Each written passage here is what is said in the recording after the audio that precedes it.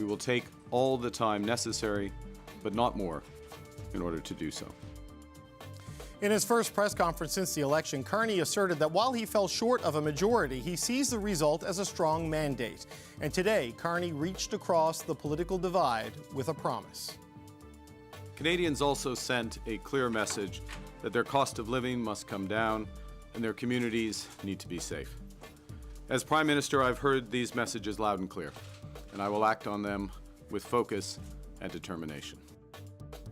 Carney has laid out a long list of priorities and gave himself a short window to deliver on some of them. Just ahead, our party insiders with their take on Carney's plan. Meanwhile, Conservative Leader Pierre Poilievre has a plan of his own to reclaim a seat in Parliament after losing his seat on Monday. Poilievre will run in an Alberta riding, and Carney says he won't make Poilievre wait for his second chance. I've already indicated to Mr. Poilievre that if it's the decision of him and the Conservative Party to trigger, if I can put it that way, a by-election, I will ensure that it happens as soon as possible. No games, nothing, straight. So should Canadians expect a different Conservative Party when Parliament returns on May 26th? Just ahead, former Conservative leader Andrew Scheer on how the party is taking stock this week. Power and Politics starts right now.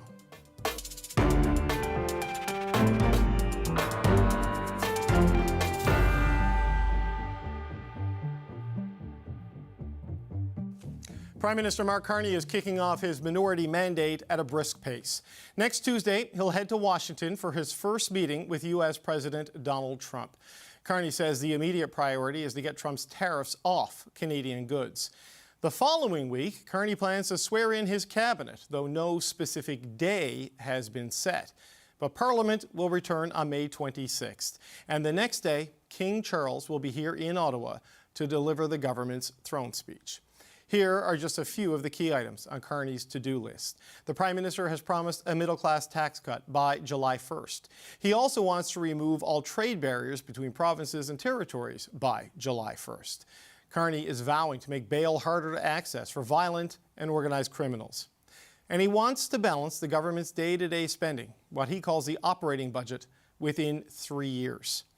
Now, in his press conference today, the Prime Minister also stressed how he plans to collaborate with politicians across the country. I am committed to working with others, governing as a team in Cabinet and caucus, and working constructively across parties in Parliament. Working in real partnership with provinces, territories, and Indigenous peoples. But one Premier who will not be part of that partnership is the Premier of Newfoundland and Labrador, Andrew Furey. Furey announced back in February that he's stepping down after more than 4 years in office. The province's new Liberal leader and Premier is set to be announced tomorrow. Premier Andrew Furey joins me now. Premier, welcome back to the show. It's good to see you, sir. Thanks, David. Thanks for having me. You were one of the first interviews I did, and now you'll be one of the last.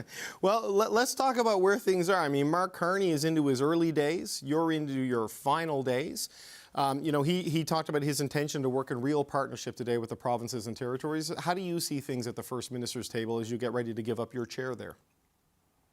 I think it's excellent that Prime Minister Carney has reset the First Minister's table. I do believe that he's genuine and honest in his pursuit and approach to recreate a genuine trust between the two levels of government. And they have been frayed, maybe more in certain regions than others in the last few years. And I do believe that he's coming with an agenda of development, of industrial development, of economic diversification. And I think he truly understands that this moment of disruption with the President of the United States will afford a more aggressive and strategic agenda. And I can speak for me in the last couple of days, I know that Newfoundland and Labrador will fully participate in that. You know, there's a lot of focus, obviously, on oil and gas development, primarily looking at Alberta and Saskatchewan, but Newfoundland and Labrador is an oil-producing province as well. And I know you've expressed some skepticism about the emissions cap, may violate, you know, the Atlantic Accord agreement you have as a province with the federal government. But where do you think Mark Carney needs to land on issues around pipelines and conventional energy, as he calls it, oil and gas development, to sort of get the economic boost and satisfy some of the geographic and regional tensions that are there? Sure. I think that the Prime Minister understands, and I think every Canadian understands, that our oil and gas product is incredibly valuable. It's given the geopolitical disruption in the world and the disruptive markets right now, Canada has the product that the world needs, and we can't be embarrassed by that. Canadians are smart enough to hold two thoughts in their head at once. You can understand the value of oil and gas while it's valuable by also recognizing that you would like to diversify the energy portfolio across the country. I don't take those as mutually exclusive and competing interests. I think that Canada can do both of those at the same time, and I think the Prime Minister understands that.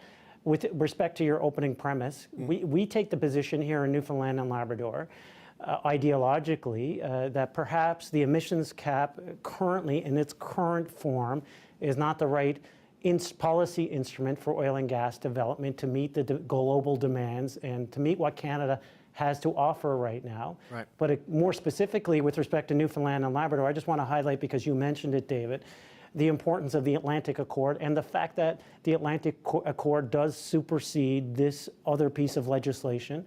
But we would be there to support oil and gas development across the country. It's important, it's needed for Canada, and it's needed for the world. Yeah, he signaled a flexibility on that. We don't yet know where it's going to land, and the details are really going to matter there. But he's also signaled an ambition to have free trade in Canada by Canada Day, knock down all those internal trade barriers. I know there are certain specific components of your economy, like, well, the breweries would be affected by this. Do you think it's realistic that everything can be done and everything can be knocked down by Canada Day this year? Well, what's being lost in the discussion with respect to internal trade barriers is the specificity and exclusion and exemptions that occur. And so when you say everything, that's not practical for Newfoundland and Labrador, and it's not practical for Nova Scotia or any other jurisdiction, because there are some trade barriers that exist. For example, the one that Alberta used was dental hygienist mobility. They're allowed to give general anesthetic in Alberta, and they're licensed to do so, but they're not licensed to do so, nor trained to do so here in Newfoundland and Labrador. Right. So it would be dangerous for Alberta to take a dental hygienist on par from Newfoundland and Labrador and go to Alberta. Specifically in Newfoundland and Labrador, though, I'm excited that he stated that he's willing to eliminate federally the federal purview internal trade barriers. So one of the most important ones for Newfoundland and Labrador would be Marine Atlantic, and we look forward to him reducing, if not eliminating, the fees, because that is a vital piece of infrastructure for trade for us to the rest of Canada. In addition, I would love to see him continue to do what Prime Minister Trudeau did and what Minister LeBlanc did in twinning our highways. David, as you know, that was a promise made in the 80s, never really fulfilled. Right. But we're talking about big pieces of infrastructure that meet environmental concerns, that meet transportation concerns, safety concerns, nation-building ideas. Well, there's a great one. Well, you're into your final days. Tomorrow, in fact, Liberal members in Newfoundland and Labrador are going to vote to pick your replacement. It's going to be one of the two Johns, John Abbott or John Hogan, both cabinet ministers. It'll be a John. It'll be a John. We do know that for sure. What is the biggest issue? I mean, it's an election year in Newfoundland and Labrador as well. What is the biggest issue you think your successor is going to have to deal with right out of the gate once you hand over the keys to the Premier's office? I think right out of the gate, there's no question, it will be the continued pressure, the continued consequent uncertainty from the President of the United States. And that will require a calm, strategic approach. It will also require a continued dialogue with local stakeholders, unions, and industry representatives. And we've set up a table that I hope the next Premier continues with to ensure that those voices are heard. We built in a $200 million contingency to allow the provincial government to deal with any particular dynamics that occur with respect to the erratic and, let's face it, ever-changing opinions of the President of the United States. So I think that will be top of mind. And as a consequence of that, we're finally starting to see some of the pressures of those decisions with respect to households. So the cost of living pressures that I faced in my government with respect to post-COVID inflation, now we're seeing that again with respect to the President of the United States decisions with respect to trade and tariffs. So I think there has to be some flexibility, some understanding, and some empathy with respect to how you approach that from a policy perspective, but also how you approach it from a human perspective in terms of how these erratic, ill-shaped policies from the president are impacting people's tables and people's lives. When you look at your accomplishments as Premier, if there is a signature legacy item, it's probably going to be that memorandum of understanding you signed with Premier Legault from Quebec on reopening and extending the Churchill Falls project. But it's not finalized. Are you worried as you leave? I remember Danny Williams announced Muskrat Falls and he left and it went sideways. You've announced Churchill Falls and you're leaving. You worry, you wonder, will it go sideways? I mean, what are your thoughts on leaving without that completely buttoned down? Yeah, sure. I mean, that's always going to be a concern. But look, we set out very different than Mr. Williams' approach to Muskrat Falls. We had lessons learned from Muskrat Falls. We had lessons learned from Churchill Falls 1. That memorandum of understanding, even different than some of the other MOUs, by the way, you would have covered, David, in the past, is very prescriptive. And it's more than just a spirit of cooperation MOU. It is fairly prescriptive. We took a different approach in that we wanted that MOU in the public arena so that there was public discourse. The CEO of Newfoundland and Labrador Hydro actually held virtual town halls so people could ask questions directly to her. We brought it to the House of Assembly. We brought, in an unusual and unprecedented debate, brought experts onto the floor of the House of Assembly, our legislature here in the province, and had questions asked by members of the House of Assembly. We voted on it. And now we've set up an oversight committee within government and one outside of government that will ensure that this is progressing as it should.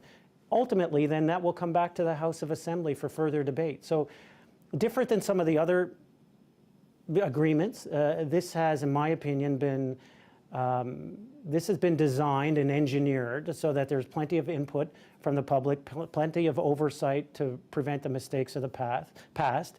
And a path has been laid out in that MOU that is one built on fairness and future-proofing for people of Newfoundland and Labrador. So you'll be leaving the cabinet table, just as a final point, and going back to the operating table, because you're an orthopedic surgeon, and you're going to go back to your medical I won't career. be on the table, David. No, well, no, but you'll be around it, I would presume.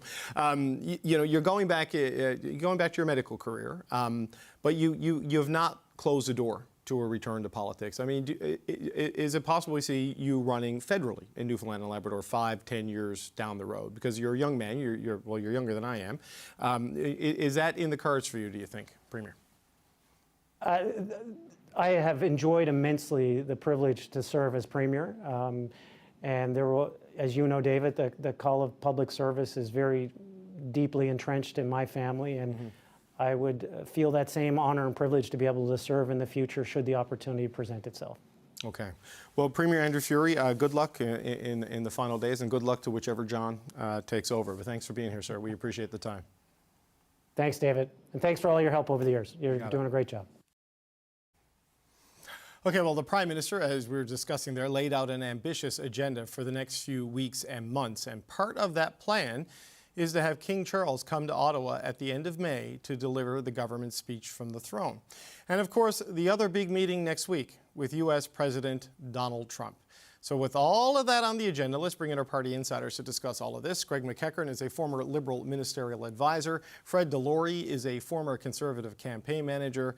And back with us again at a regular Friday slot, Melanie Richer is a former communications director for the NDP. It's good to see you all, gang. Happy, I don't know, what, day 5 after the election. Greg, let's start with, the Prime Minister today. Cost of living, communities need to be safe. The King is coming. Cabinet is going to be sworn in. Meeting with Trump. Free trade by Canada. Middle class tax up by Canada. Boom, boom, boom, boom, boom. Oh, and Pierre Poilievre. We're going to call a by-election for you as soon as you're ready to go. What do you make of the opening moves here? Who needs a throne speech? Well, when you just had an election, it's all pretty well there, well, right? no, yeah, it's all there. Yeah. It's all there. The King and I and everything else. Yeah. So it was interesting. I noted that on this channel earlier, and I'll head to kind of the shallow end of the pool. There was a long conversation with a PR expert about the joke that the Prime Minister made about Champagne. Did Champagne ask you if he's staying on as finance minister? Right. And I will say that I know that there was some perceived difficulty between the media and the Prime Minister. I think people might perhaps be getting used to his sense of humor, which is quite dry, but it's very funny. I thought it was a funny moment. I thought it was a great moment. Yeah, I thought it was a great moment. And look, we're coming out of we're coming out of a super partisan time. So perhaps it's good that was the tone that was set. It was very businesslike. He took lots of questions. I think this is not like a change election where there has been a massive change of parties, but it is very much a change election because of the issues of 2025. We've exhausted this topic a lot, but are very different than last year. And I think that press conference really set the mood. Fred, I was struck. It was all focus, no fluff. You know what I mean? Like, depending how you feel about the monarchy and all these sorts of things, it was like, these are the big things we're going to do, and here's a timeline to get at them. And it was very businesslike compared to what we're used to over the last couple of years. Just to talk about the monarchy side of it, I thought that was fantastic to bring the king here. I've been critical at times of the monarchy and that we have this, foreign, feels distant monarchy. So to actually invite them to do it, I thought it was great. Watching Carney's press conference today, hard to disagree with some of the stuff he wants to do, like axe the tax, build the homes, stop the crime and fix the budget. Yeah, a lot of that. Speaking of no fluff, I feel like I've heard a lot of this before. So I don't know if he's just carbon copying or stealing a lot of good Conservative policies, which hard to argue with if he does it and can implement it. But on the other thing that happened today about the by-election, I think it is classy of him to say that he will call the by-election as soon as that opportunity arises. He doesn't have to do that, right? He has 6 months to do it. I think it would be petty if he didn't do it that way. But it's good to see that he's not, and that we will have, the leader of the Conservative Party will be back in the House by the fall. It was an interesting moment of grace, Mel. I thought that I don't know how reciprocal it might have been, given the tone of the campaign going through things. But what did you make of what we heard from Mark Carney today? Yeah, I found it interesting. I'll maybe say ditto to what Fred just said about giving Pierre Poilievre the opportunity to run right away. Of course, if he didn't, it wouldn't be a good look. But I think it's interesting because it also gives, I think, Pierre Poilievre a path to staying on as leader, maybe a little bit easier than if he were to wait a little bit. You could tell by the way that he said, we had a conversation, that there's maybe a indication that we're going to see adults in the room a little bit more, particularly as it relates maybe to the conversation that the Prime Minister is going to be having with President Trump. Of course, in the campaign, we saw all political parties say they wanted to be on Team Canada. They were going to help the new Prime Minister have those discussions. So I found that was an interesting maybe piece of conversation from his press conference. And everything else, I think, I think Greg said it, the change of talking about stuff and moving quickly, I think was a lot of what we saw from the last Liberal government that ended up getting them in trouble. We heard Mark Carney say in the election often that he wanted to act and he wanted to act right away. So I think we're seeing that. We saw that in his press conference with the timing of how quickly things are going to move. And I think that was a big sign today. Yeah, very specific measures on very specific timelines, including like just the budget. And I know people quibble about balancing operational versus capital, but we're going to get the rate of spending increase down to this, and we're going to get it done within 3 years. So it's just interesting, Greg, to see that sort of a focus on just the nuts and bolts of actual governing and budgeting, which is kind of the vibe he gave during the campaign. But just on this promise to let Pierre Poilievre get back into he's going to run in Battle River Crowfoot, right? Because Damien Carrick is going to step aside for him. Why do you think he did that? Is it because he thinks it's the right thing to do, or do you think it's because the Liberals would really like to make sure that Pierre Poilievre stays on? I think people can confuse strength with stubbornness, or being mean with being strong. And actually, it's really easy to be mean. It's the easiest route to be a bully, to insult. I'm not sure if the situation was reversed, that the Conservative leader would have done the same thing for a Liberal leader. But I think right now, the most important thing is that it reflects the mood of the country. People do not have a lot of time right now for the baloney of, there was every little thing that Justin Trudeau said would be weaponized and someone would criticize it right away. And day in, day out, this happened. Sometimes it worked and sometimes it didn't. But after a while, it exhausts people. And perhaps that's the point. You want to get people moving away from politics, less interested, and only the really hardcore people stay with it. But as Fred said, it's a classy move. It's the right thing to do. It's about our democracy. I will say, though, if I don't know what message it says, that a Conservative Party that was rejected by Canadians and is considered to be very much based in Alberta, a province where the Premier is now speculating about separatism, that, an Alberta-born Conservative leader who has, been elected here in Ottawa for 20 years and lost his seat, goes back to deepest Alberta in order to have a safe seat to come back. I'm not sure that is sending a great message about how the Conservatives want to rebuild. It is sending a message, damn, I lost my seat. I need to get a seat quick. And who's going to step up? And I know they did it quickly because a lot of prominent MPs were coming out with big, proclamations of loyalty, but I think they were getting scared. Well, if you're that loyal, will you step down? And a lot of them didn't want to. Well, and Andrew Scheer is going to be connecting with us in just a little bit, so we'll interrupt this conversation for that conversation. But Fred, the goal is to get your leader into the Parliament as quickly as possible, right? He's going to miss this session for sure, but unless something goes crazy in this Alberta riding, Pierre Poilievre will be back in Parliament by the fall. Yeah, it's a very strong Conservative riding over the last number of elections. I would say it's the strongest Conservative riding in the country. So, it's good that Carney said he would do it right away. He will miss this session. But whenever he's elected this summer, we will be back by September. If Carney, dragged this out, if he did do the 6-month thing, it could be next January or February, which I think is just off-brand for Carney and would look like you're scared of him. It also send the message that you don't want him in the House. You don't want the leader of the Conservative Party in the House. And I have to give credit to Damien Carrick, who's been an MP since 2019. He's 6 months away from qualifying for his pension, and he's given up his seat for his leader. He obviously has full confidence in his leader. I think that's a big move that he's made. He's a young guy with a young family, so to do that is, clearly he has strong loyalty to the leader, which is a good place to be right now. Okay, all right, we're going to just pause this for a second and talk a bit more about that, because Conservative leader Pierre Poilievre, he will run in an Alberta riding to reclaim a seat in the House of Commons. This is after Poilievre lost his long-held Ottawa area riding on Monday. Conservative MP Damien Carrick says he'll step aside in Battle River Crowfoot to allow Poilievre to run in a by-election there. Carrick was re-elected with nearly 82% of the vote on Monday, making it one of the most conservative ridings in the country. In a post online, Poilievre writes, "It is with humility and appreciation that I have accepted Damien Carrick's offer to resign his seat in Battle River Crowfoot so that I can work to earn the support of citizens there to serve them in Parliament. Damien's selfless act to step aside temporarily as a member of Parliament shows his commitment to change and restoring Canada's promise. I will work to earn the trust of the good people of Battle River Crowfoot, and I will continue to hold the Liberal minority government to account until the next federal election, when we will bring real change to all Canadians."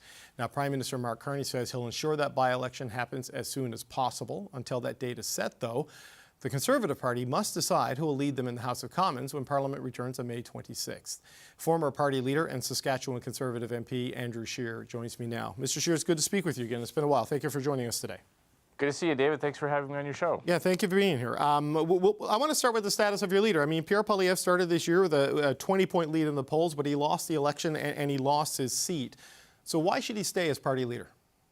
Well, when you look at it, the polls going into the election had him in around high 30s, and we got 42%. We've got a record number of votes in the history of our party, and including the highest percentage of the vote in the modern Conservative era. So, in addition to gaining seats in places where we've never held them before, like Welland, we've got a large number of new MPs, and we've got a large number of new voters. People who have never voted Conservative before or who have never voted see themselves in our party thanks to Pierre's leadership.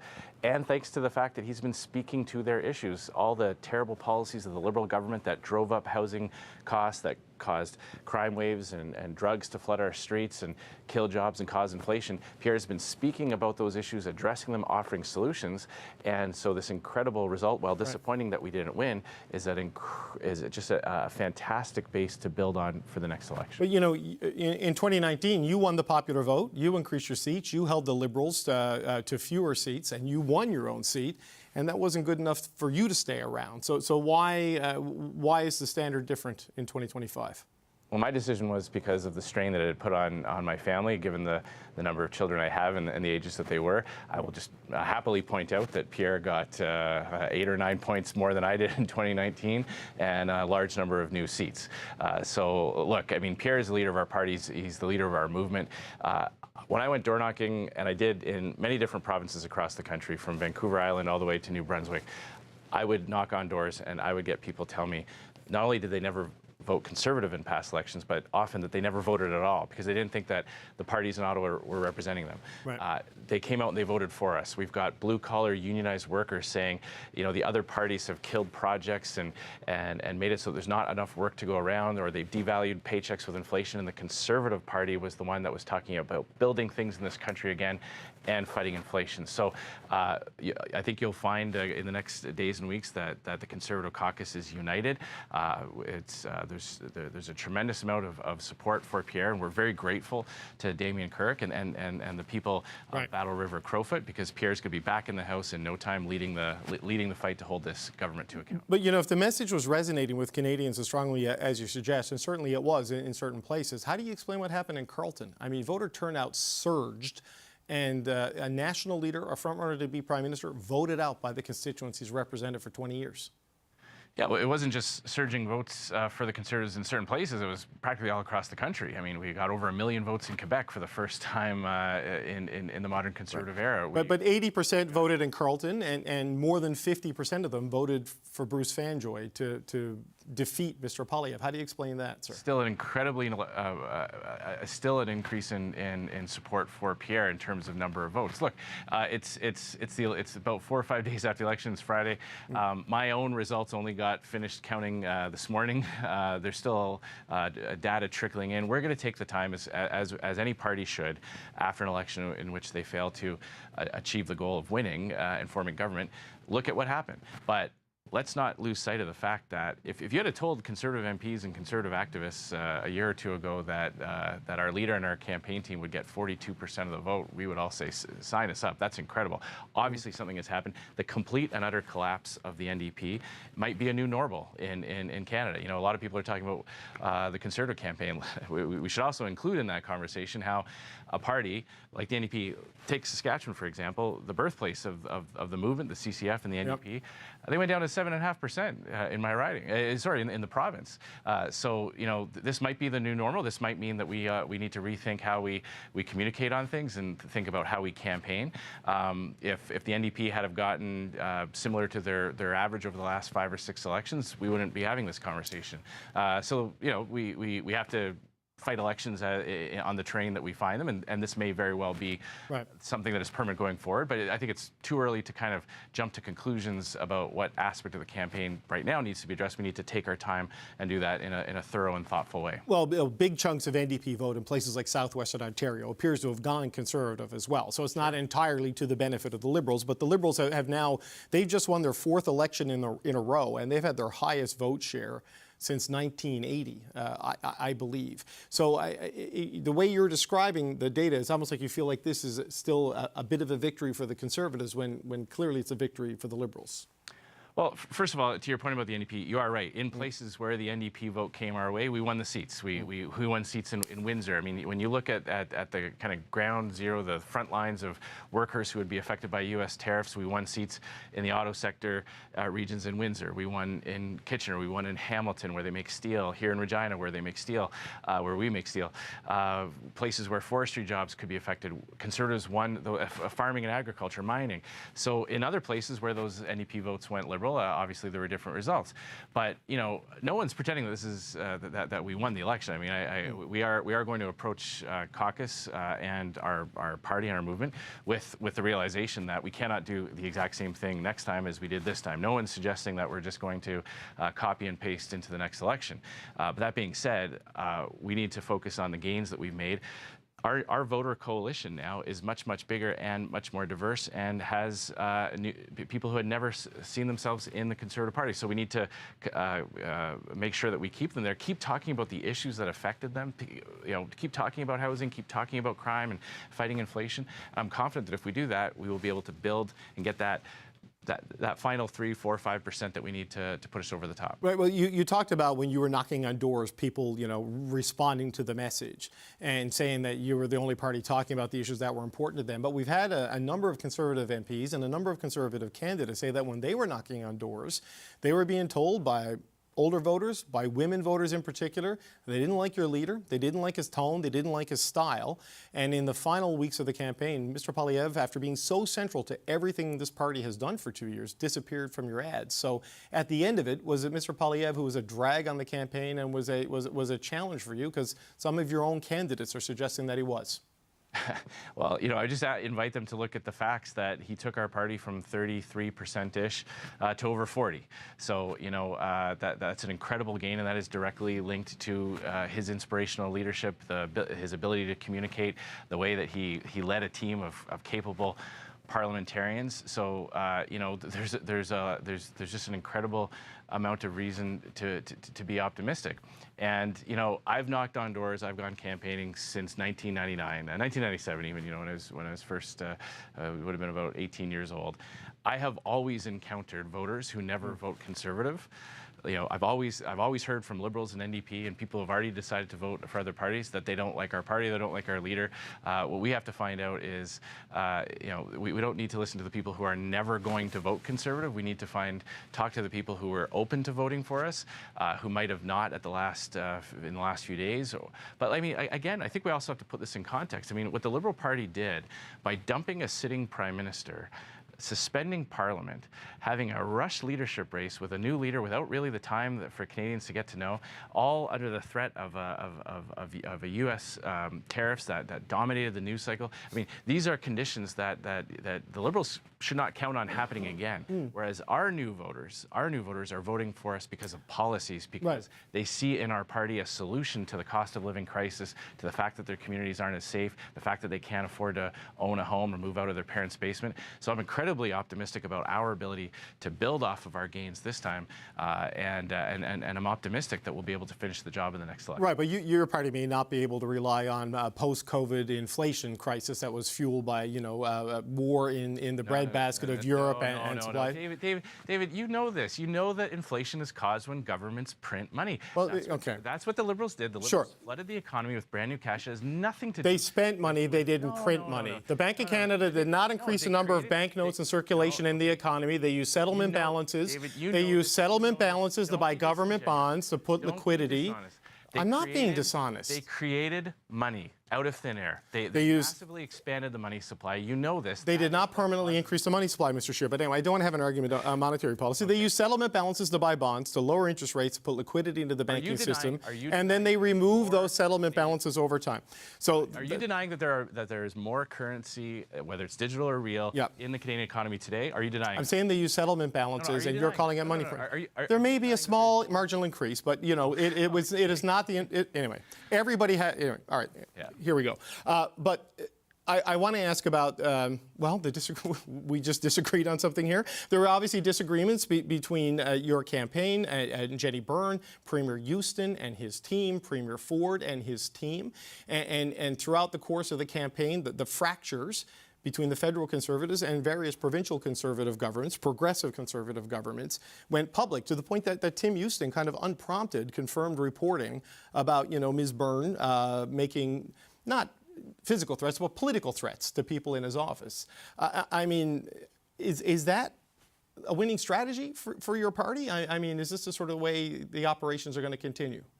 Well, look, I mean, I'm not going to speak to things that I have no idea if they're true or not. I know that Jenny Rennick, fantastic campaign. She's an incredible movement conservative who has sacrificed so much for this party and laid it all on the line and got us 42% of the vote and massive increase in our seat across the country. So, I don't think Canadians want to hear too much from political premiers who might not have had a phone call returned. I think they want to hear from federal leaders, federal Conservative MPs and our leaders speaking about how we're going to hold this Liberal government to account, push it to enact policies that protect the value of their paycheck, crack down on crime, address the housing issue, the housing cost issue, and that's what we're going to be focused on. Right, but I mean, having an effective First Minister's table, having a good working relationship with provincial leaders and premiers, I mean, that's an important part, right? If you want to get that 3 to 4%, to get you over the top, don't you need to demonstrate that you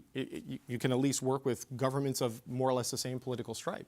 I think you'll see that Pierre Poilievre has been able to bring so many people together in this conservative movement, both in caucus, in terms of our membership, and obviously our voter coalition. I'm very confident that after the next election, when we are successful, that he'll be able to bring premiers together from all political stripes, from west to east, and he's demonstrated that. He's demonstrated his ability to be that unifier and be that person who can pull people together to find that common ground within our own movement. Brought us to 42%. Other leaders at the time have tried to get new votes by burning other voters and by turning their back on the Conservative movement in one issue or another. Pierre hasn't done that. He's grown the party without losing voters, and we've added seats without breaking faith with our core Conservative values. And that's the type of leadership that he brings to the table, and I'm confident that after the next election, other premiers will be the premiers will be able to see that as well. So, Mr. Scheer, what can we expect to see? I mean, you were the House Leader in the last Parliament for the opposition. What can we expect to see when Parliament comes back later this month? Because things were not functioning well last time, and there was a report in the Toronto Star last month about an internal Conservative strategy document to make committees a torture chamber for government, to use parliamentary functions basically to generate clips for social media and stall the government agenda at every sort of opportunity. Is it going to be more of that when Parliament comes back, or given the threat of Trump looming over everything, is there going to be a real attempt for everyone to cooperate? Well, I completely reject the characterization of that. Conservatives use committees to litigate and prosecute Liberal corruption, Liberal waste, and Liberal mismanagement. And the tone of Parliament is really set by the government. You saw the Liberal government in the last Parliament grind the business of the House to a halt, rather than hand over documents for a scandal, for a corruption scandal that sent millions of dollars to Liberal friends. So it'll really be up to Mark Carney, and he can determine how Parliament functions based on how honest he is, how respectful of Parliament he is. But it's absolutely appropriate for Conservatives to get the message out when the traditional media doesn't cover the gross corruption and mismanagement at the committee level. Of course, it's appropriate for us to highlight that and make sure Canadians are aware of what's going on. But when we go back on the 26th, after the King is done, given the speech, I mean, we're going to go back to privilege questions that stop government bills from going forward. I mean, Mr. Carney showed some grace today to Mr. Poilievre, saying, I will call your by-election at the earliest opportunity, which is a shift in things. I mean, so does that get reciprocated in how Parliament works, or are we back on sort of the same issue set that was there before proroguing? Well, in order to have a question of privilege, the government has had to have breached privilege. And when we use the word privilege, I hope your viewers understand, we're not talking about the things that MPs use about their daily business for their own creature comforts. We're talking about the right of Parliament to get information for Canadians, to find out where the money is going, where it's being wasted. When a government ignores the right of Parliament to be that voice of taxpayers and to be transparent and be held accountable, when they breach those privileges, that's when there are questions of privilege. So there won't be any questions of privilege on the first couple of days. If Mark Carney and his cabinet don't breach those privileges, then there won't be questions of privilege going forward in the future. But if they do, then it's our job to hold them to account. Okay, so look, the next step for your party is Mr. Poilievre will have to run in this by-election, and presumably, if you lose that one, Mr. Scheer, there's going to be a problem. I don't think you're going to lose that particular riding. But you've got to settle on an interim leader and who's going to lead in the Parliament until Mr. Poilievre returns. Who do you think that is going to be? Do you want to do that? And how quickly will we know for sure? Well, it's great news that whatever whoever it is, it will be a very short term, because it looks like Pierre will be back in the House in no time at all. So what we're looking at is a parliamentary leader to perform the functions that require a member of Parliament to do. But we still have a party leader. It's Pierre Poilievre. The caucus is behind him. The movement is behind him. We're going to let our caucus come together. We've got a meeting scheduled now for Tuesday. So our new MPs, our returning MPs will get together. We'll have these discussions. We'll make a decision as a team. And out of respect for that process, I'm not going to speculate as to what might come out of that. Do you think you'll pick that leader, the interim leader, on Tuesday, or could it be a little bit longer? I don't know if you know You yet. have a job to do. I understand you have to ask these questions, but I respect our caucus process so much. I don't even want to go tiptoe down the road at all. We're just going to let that first meeting take place. We're going to have those discussions as a team, and we'll see what happens from that. Okay. Will you offer your name as a candidate for that? I'm not even going to step one toe. It's a news program. Make some news. No, I'm kidding. I know. Sorry. All right. Well, Andrew Scheer, it's been a long time. It's good to talk to you again, and thank you for coming on the show, and we hope you will come back. That's Conservative. Go check that Bank of Canada statement on the amount of currency in the economy, David. You'll see I'm right. I will, and you Google settlement balances, and then we can have another conversation. All right? If it exists, it's in the economy. All right. Yeah, but it can be removed. Anyway, that's another story. Andrew Scheer, good to talk to you, sir. Thank you for being here. All right, our party insiders, our panel's been listening in on that. Melanie Richer, Fred Delory, and Greg McEachern.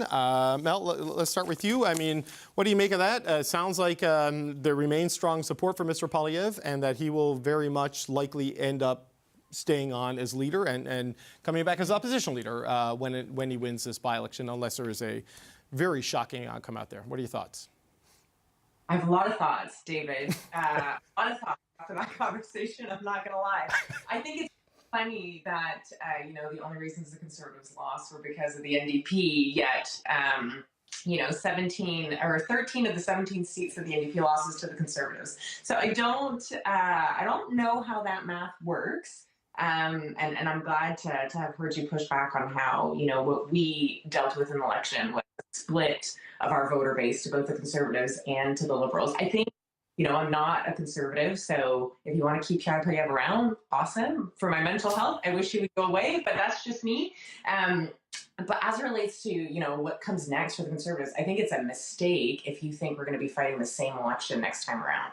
I think folks, what we saw based on Pierre Poilievre's numbers and on the Conservative numbers is Pierre Poilievre was not popular because people liked him. Pierre Poilievre was popular because they wanted change. And what we saw in the election, particularly with our orange-blue voters, is that was true. Folks who, in the orange-blue universe, were voting for Pierre Poilievre. They were not voting for Pierre Poilievre because they liked him. They were voting for Pierre Poilievre because they could not stand the Liberals. So I think that that's also a mistake to believe that. I'll give them all the credit that Pierre Poilievre is a good prosecutor, a good communicator, but I think that is an interesting kind of spin on things that we heard there from Andrew Scheer. I thought it was interesting too to hear that caucus conversations are next week. Obviously, we knew that was coming, but to move ahead quickly on a by-election and to move ahead quickly on a campaign that you want to stay on as leader. I find that interesting. Do you have caucus support? Potentially.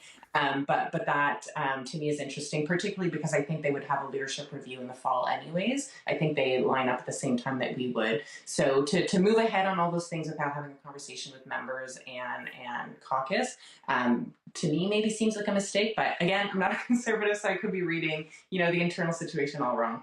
Fred, what's your thoughts on what we heard there from Mr. Scheer about where things are?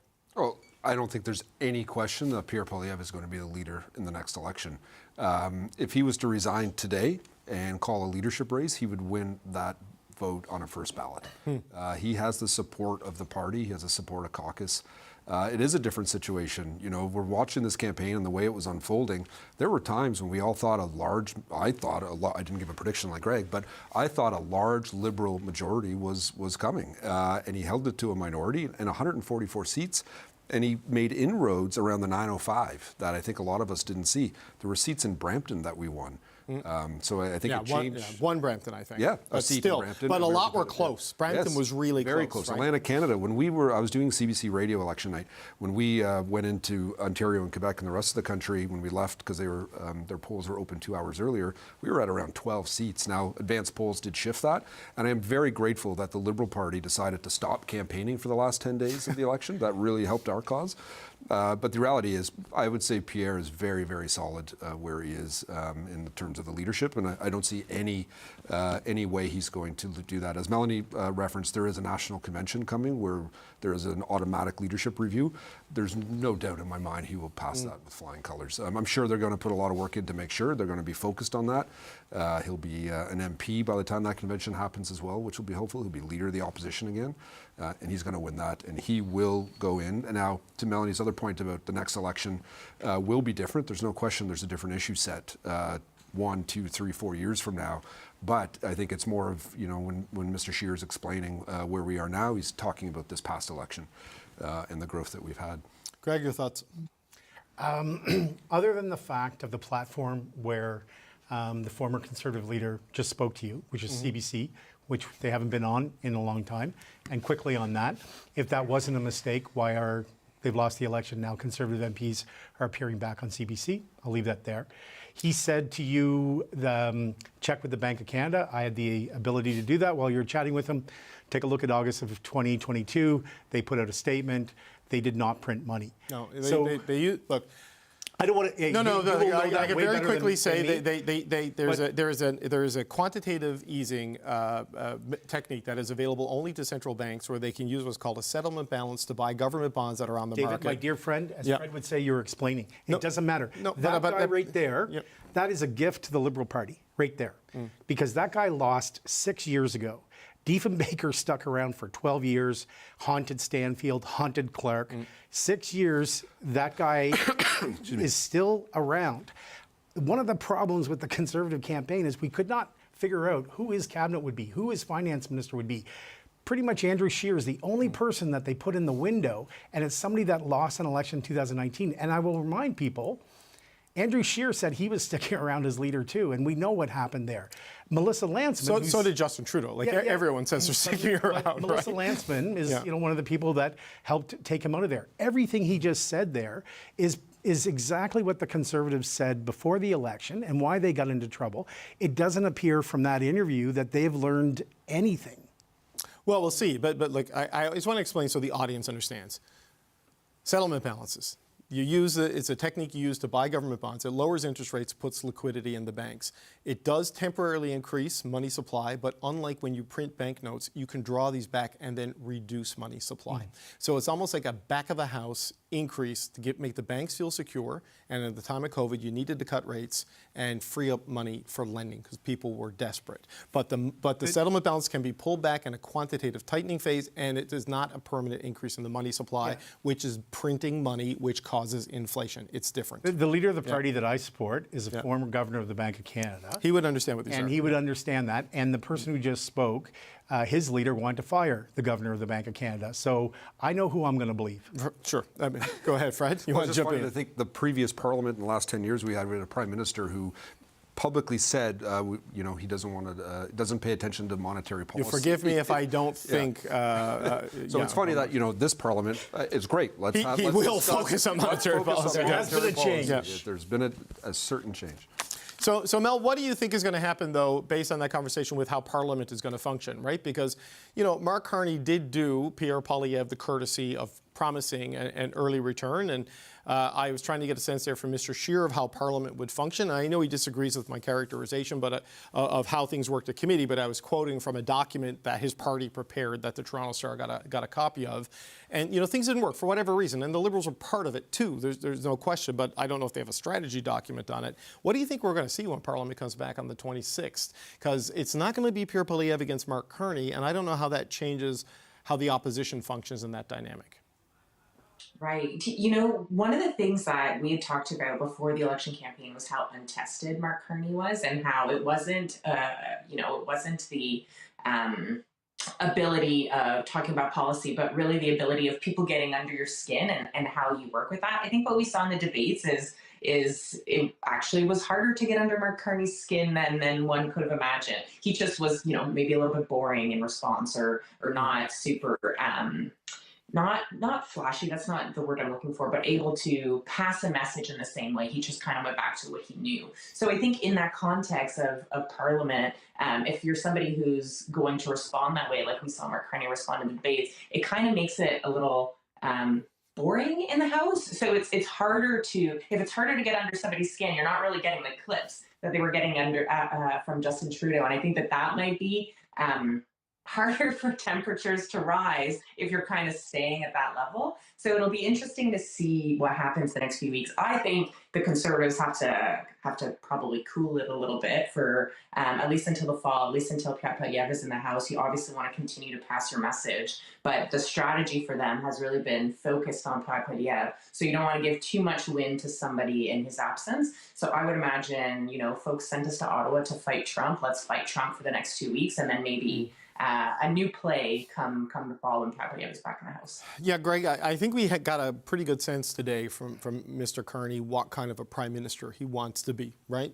These things, this priority, I'll deal with Trump, but while we're doing that, we got to fix our productivity problems in Canada as well. I don't know what kind of a parliamentarian he is going to be, and the minority government creates a little bit more uncertainty and urgency around that. So how do you think the day-to-day dynamic might play out when we get back to the combat, face-to-face component of parliamentary democracy? It really depends on what message the Conservatives decide that they've heard. From Mr. Scheer, I'm not sure that they've really heard much of a message. It was the NDP collapse. He also made a reference about mainstream or traditional media.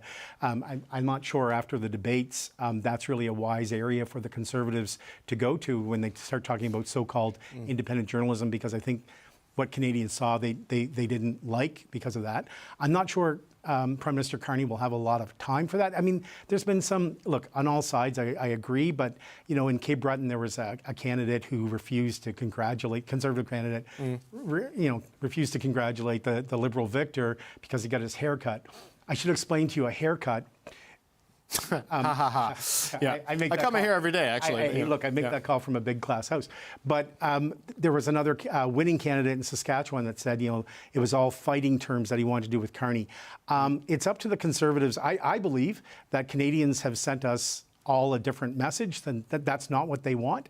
Maybe I'm wrong, and maybe it seems that so far that the Conservatives have heard a different message. So Fred, I mean, if you were advising whoever the interim leader is, or how would you recommend they come into Parliament after the 26th? Because middle class tax cut by July 1, free trade by July 1 internally. These are things that are going to require legislation and cooperation. If we go back to sort of like filibuster and obstructionism, it's not going to happen. Right. Keeping in mind the filibustering and obstruction was based on actions that the Liberal government did previously and what they did in Parliament, not giving documents to the political parties after the House of Commons asked for them. Yes. If as Mr. Scheer said, if the Liberal government continues to, again, I don't know if they're going to be asking for these documents or anything like that. If they continue to refuse to present them, then it's the opposition's duty to do these sort of things. But well, just context on that. They wanted, they used their privilege to compel the production of documents to be turned over to the RCMP so the RCMP can do a police investigation. The RCMP said, don't do this because it taints the evidence chain. No, but just, yeah, I agree. Parliament is supreme. Parliament is supreme and it can do it. The question is whether it should do it and whether it's useful in doing it, because the RCMP is saying this creates rights violations issues and evidentiary issues that even if you gave us something that is incriminating, we may not be able to use it in a prosecution because of the way it was obtained. So, it's not a clean one. I hear you what you're saying. But yes, it is a brief breach of privilege. Should be supreme. Yeah, I agree. Privilege is important. Yeah, I didn't raise that to argue with you, just so the audience could follow the details. But on that point, it's about what happens in this Parliament. But just to step back, as a Conservative strategist, what I would do, I would go to ground and try to figure out how did we not win this election. I would be going full tilt on the research. Melanie pointed out a lot of NDP voters actually went Conservative. You know, Yeah. if you break down the numbers, it wasn't NDP plus Liberal versus result in this election in many, many seats. It was a lot of them broke towards us, or maybe it didn't. Maybe it was some went Liberal and then Liberal voters came to us. We're just looking at basic numbers on the public data. We have to go to ground and do real legitimate research on this, and I'm sure all parties will. Well, sorry, parties that have budget that can afford to do it. All right now. But the two main parties should do it. Sorry, Mel. Should really figure out. You got to figure out how did the votes move and assess this summer. Spend the time to do it to get the message right and figure out when you come back to in the fall where we're going. Okay, I think actually the biggest debt the Liberals owe right now is the Bloc Québécois voters. Because it was Quebec and the 44 seats they got there. Ontario's where they kind of got let down because the NDP votes they did get kind of gave them vote inefficient wins in the Toronto core. Well, they lost seats. They went down in Ontario. They went down. They lost seats in Ontario, and that's the big thing. Okay, look, we're going to take a quick break, and then we'll continue this conversation. On the other side of this commercial, Prime Minister Mark Carney was asked if he would enter in an agreement with the NDP to stay in power. His answer and the panel's reaction is up next. We'll be back after this break.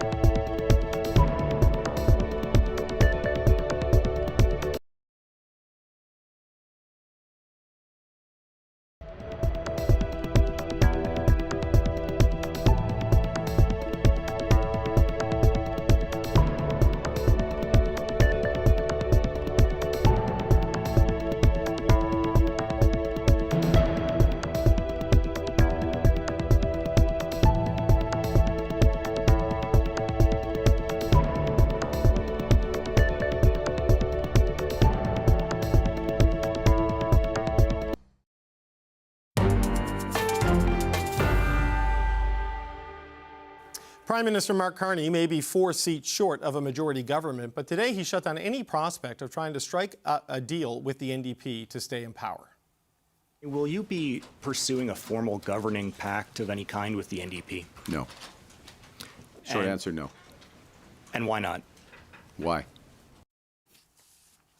Okay, don't answer a question with a question. All right, Fred and Greg and Mel are back. Mel, what do you take from that answer? He's got 168 seats. The NDP have 7.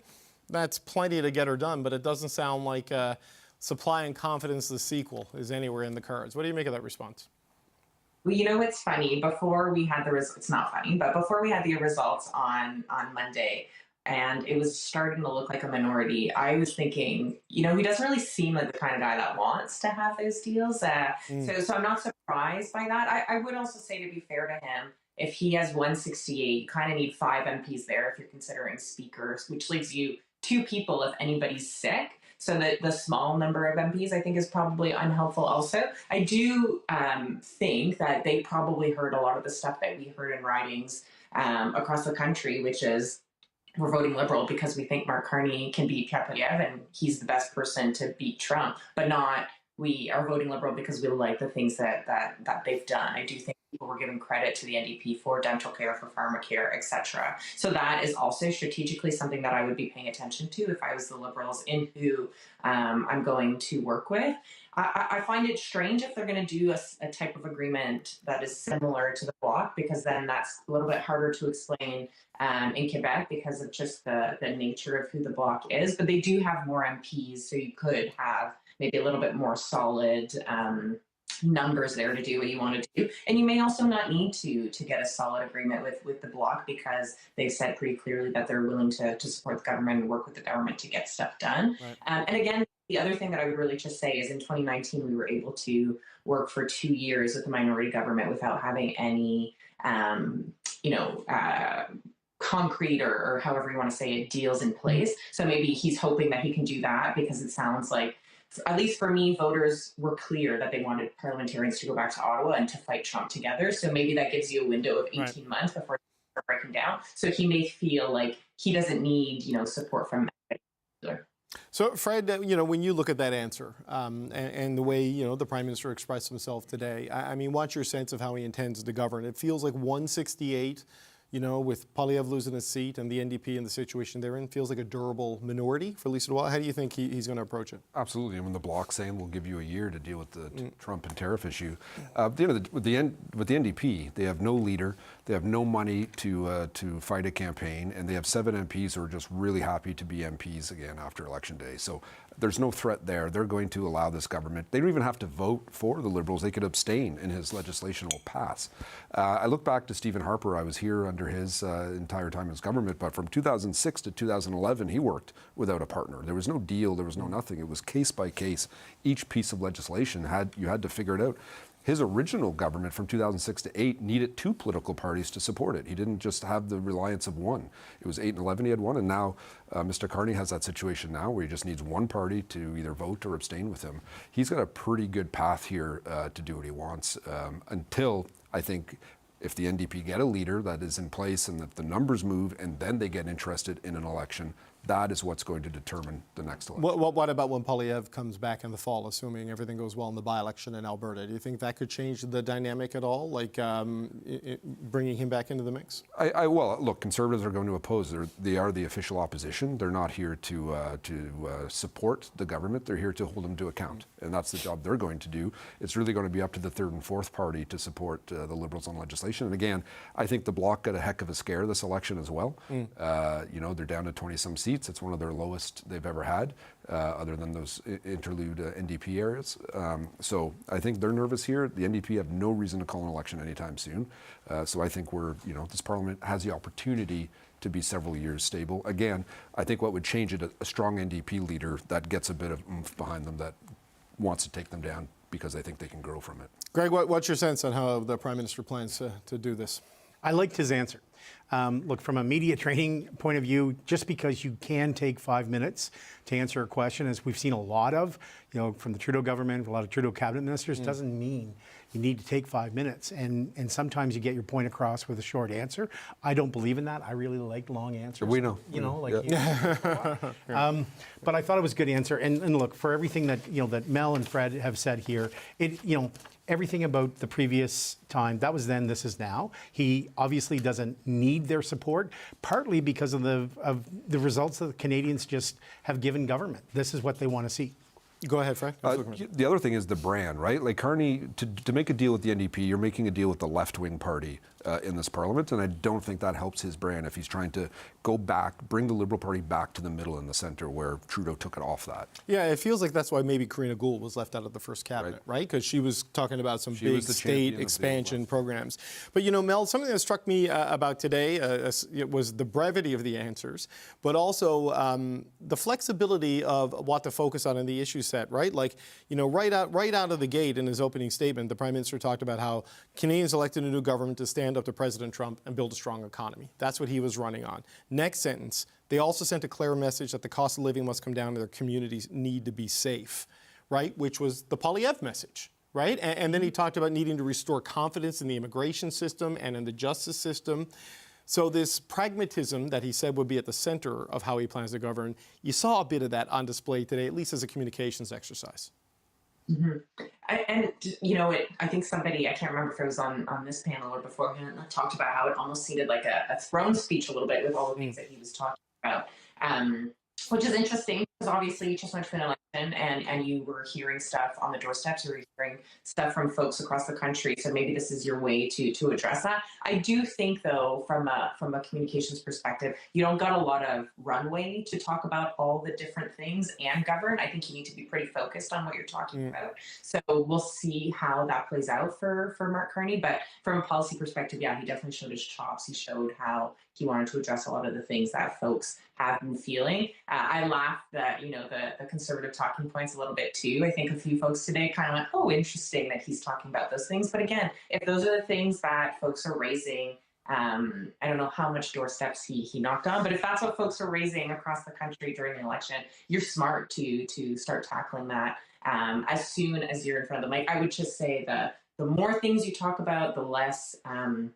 clear and concise and your message is able to punch through. So I don't know if that works forever. Yeah, the big grandiose statement, I guess, Fred, that he would have said is, I will unveil more of our plans to engage with Canadians as we embark on the biggest transformation of our economy since the end of the Second World War, which sounds like a big rhetorical flourish, but when you look at what is coming from the United States and the need to build internally and diversify East and West, that could very well what it ends up being. So it starts with a big trip to Washington and the big meeting with Donald Trump on Tuesday, right? I mean, what needs to come out of that for Mark Carney for this to be a good start to the whole thing? Well, it's going to be interesting how Trump reacts to him. What does he say about him? Actually meeting him face to face. We've seen these weird tweets and comments from Trump or leaking out of his office how he respects Carney and seems to like him.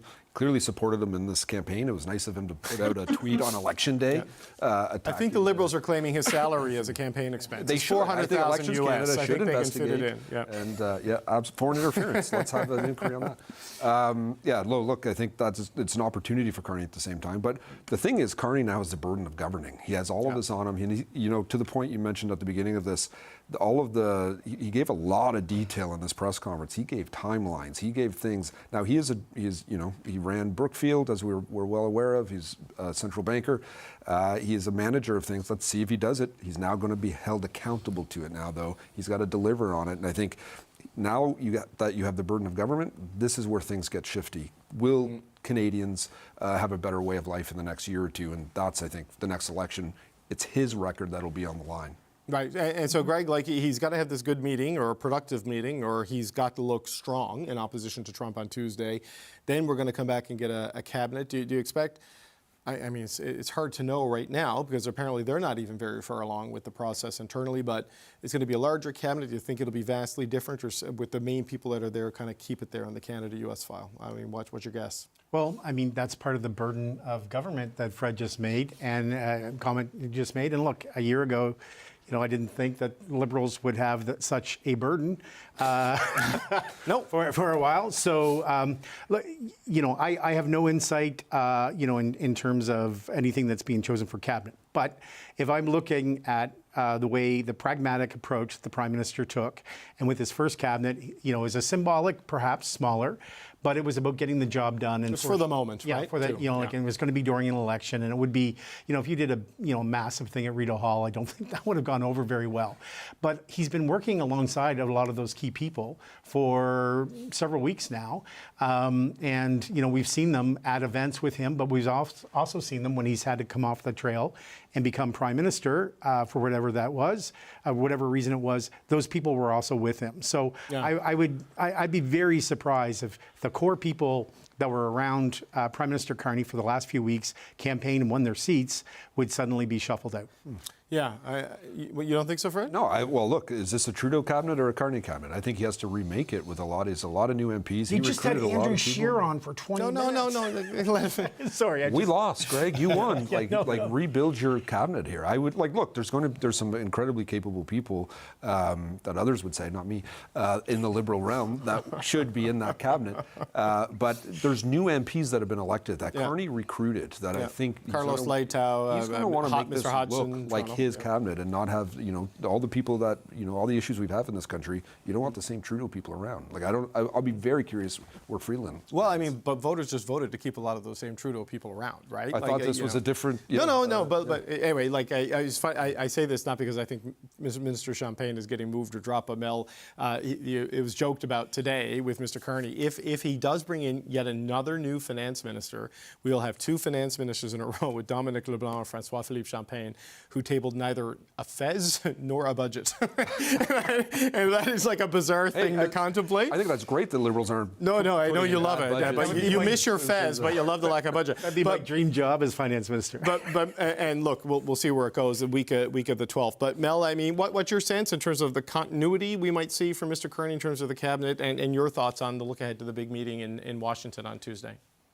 Right. I agree with Fred. I think he needs to change it up a little bit. I also think he's, you know, recruited some names that folks would consider big names. So why wouldn't you put them in cabinet? I also think the brand that Mark Carney has, and maybe I'm repeating a bunch of stuff that, you know, Fred and Craig just repeated, but the brand that he has is very different than the Liberal brand of Justin Trudeau. And the ministers that Justin Trudeau had signed on to that, had signed on to those kinds of Liberal politics. So if you're trying to make, you know, Liberal politics different, you need to have people who have signed up to that as well. So I do expect there to be obviously a few folks who are similar, like Greg mentioned, some of those folks who have come out, whether it be François-Philippe Champagne or others who have really supported and really helped Mark Carney in the leadership, but also during the election. But I would not be surprised if there's a few different names because I think that makes sense. You need to tell people how you're going. I think you need to continue to tell people how you're going to be different than Justin Trudeau was, and that's a perfect way to do that. Yeah, well, but, you know, Quebec delivered, and a lot of those Quebec ministers are a reason why Quebec delivered, so that's something you have to consider there, too.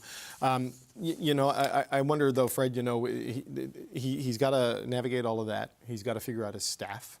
Right, you know, because a lot of the people who were a big part of the campaign, they may not necessarily be a big part of the government, right? Because not everybody's going to want to go back into government, you know. But so he's got to sort all of that out, and then he's got to navigate this minority parliament. And he was asked today about trying to poach people, and because Ottawa's a town of gossip, you know, there's all kinds of rumors. It's all we got. Yeah, it's all we have here. But I don't get the sense that he seems too worried about that. I don't think you're going to see like aggressive, like trying to pull people over with cabinet offers and these sorts of things. I mean, what's your sense of things on that? They need 4. That'd be tough to do, I think. It would be, and then you're still razor thin. And if you're going to have a small cabinet, bringing in 4, that's a big chunk of your cabinet. And I don't know what that sends the message to the rest of your caucus that, you know, we want NDP, Bloc, and Conservatives actually taking up these. So I think the whole poaching thing, you know, and he was so dismissive of any deal with the NDP. I don't see any reason why they'd be looking. And unless you're a real star on the other team that really brings something, I don't know why he would do that. It doesn't make any political sense. Yeah, I mean, you may just have people who are fed up with the state of the other party and want to land in a government caucus. It doesn't even. But even in the government caucus, like you sit in the opposition caucus and the government caucus. If you're a backbencher, it's a backbencher. Now you have different avenue and get things for your riding, but not a lot. Yeah. Like non-party status though is a rough spot to be if you're an in, effective MP, though, you can do the job. Yeah. Okay. Greg, sorry, Mel, you want to jump in? I'll end with Greg. Yeah, I think values alignment. You're way more likely to have Conservatives who are more values aligned with Mark Carney than New Democrats. So I think that is also something important to point out. And again, I made this joke the other day, but Jenny Kwan was one of 2 MLAs when the NDP got decimated in 2011, and she was still a New Democrat and is still a New Democrat now. So I think it'll be hard to push at least any folks from our side for sure. I have a case-by-case attitude when it comes to floor crossing. Obviously, I worked for Belinda Stronach as a Liberal when she was a Liberal MP, but I remember working in provincial politics in opposition. A progressive Conservative MLA was about to cross the floor, and I knew that it was going to be it would be very upsetting to the Liberal Party of Nova Scotia at the time. And I remember writing the press release and also, like, not to sound overly dramatic, but my resignation letter, because I was not going to stick around. That person ultimately did not cross the floor. Lots of things can happen. People could be originating this and reaching out to government. But as Fred said, 4 is a lot. The other thing is about minorities. In the first, you mentioned Harper, 2006 to 2011. First day, David Emerson crosses the floor and ends up in cabinet. Garth Turner leaves caucus. Michael Chong quits cabinet. Sometimes events happen and people leave politics. So there's a lot of other things that can happen to this that affect those numbers that are not as aggressive as we're meeting with this person and we're trying to pull. Right. Yeah, J.D. Bellavance made the point last night that there will be by-elections in our parliament for other reasons too, and things that sort out there.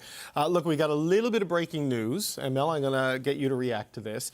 My colleague David Thurton it's a process thing, but it's an important thing. According to NDP sources, New Democrats are expected to have a new interim leader on Tuesday. On Monday evening, the party's federal council is scheduled to meet for a hybrid meeting, and according to a source, they will select from a short list of candidates provided by the Federal Parliamentary Caucus.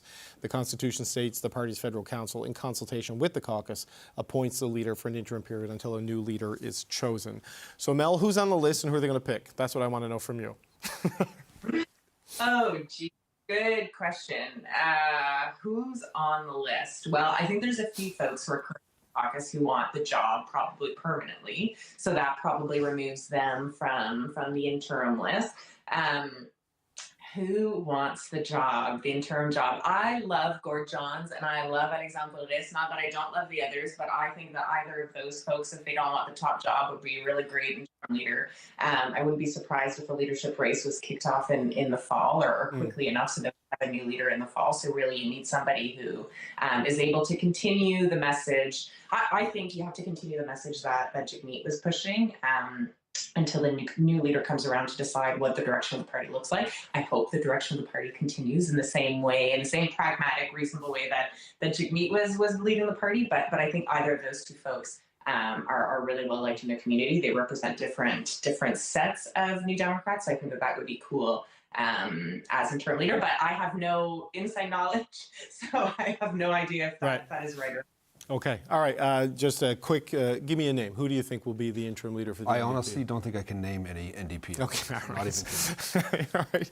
Not even Greg? Mel mentioned Gord Johns. I am aware that Gord is a very friendly MP, knows a lot of people in the House of Commons.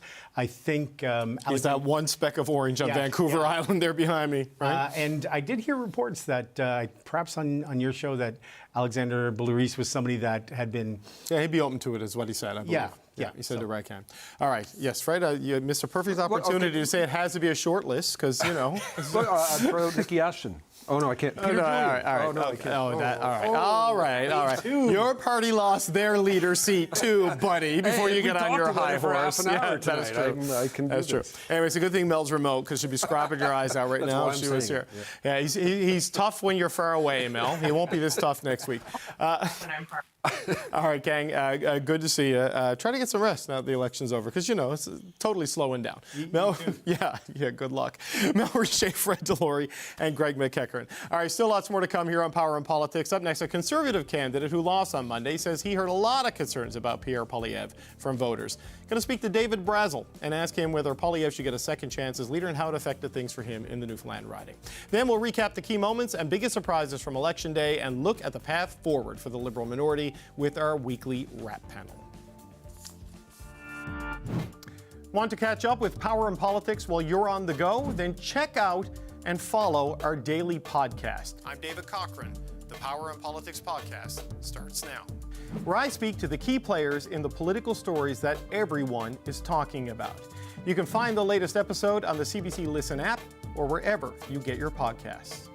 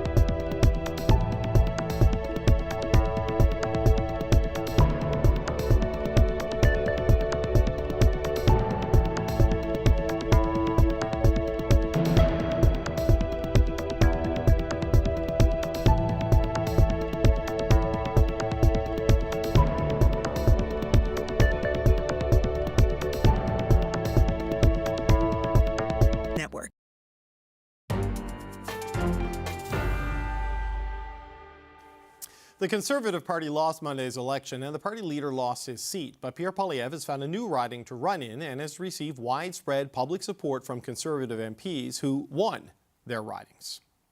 Pierre Poilievre should absolutely continue to lead the party. And obviously, we didn't get the result we wanted, but we definitely had a strong base of support. A lot of people that voted for me voted for change. They voted for Pierre Poilievre.